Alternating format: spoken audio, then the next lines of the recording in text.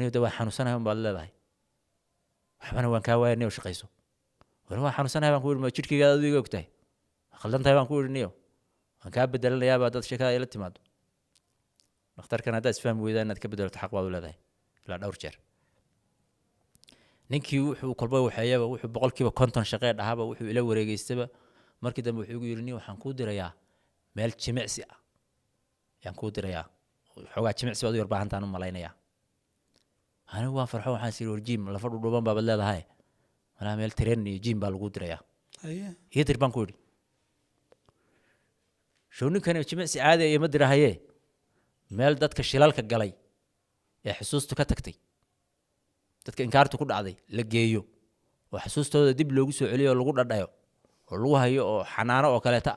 ii wada lacag yar waa la iska qaadayaa bishii meeshii subaxii u horreeyay markaan xaadiray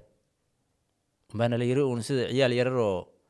baana haaga tagaya meeshii iskuulka ka hooseysay dugsiga koobaad ka hooseysay yaana la fadhiista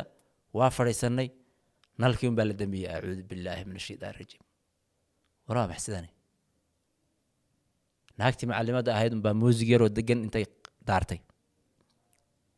bay hees bilowday maxay ku heesaysaa ma taqaanaa maanta waa isniin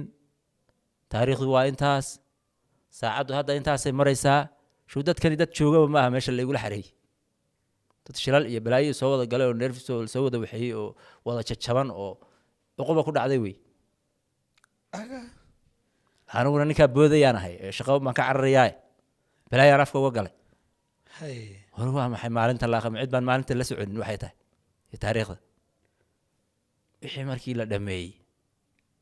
ma dadka wada dhutinaya arkay kan meeshan waxay kan meeshan kan madaxa jaban kan xagga waxay kan watukubaya warba isbitaalka war isbitaalka lagu dhex keenay waa maxay isbitaalka lagu dhex keenay muxuu ahaa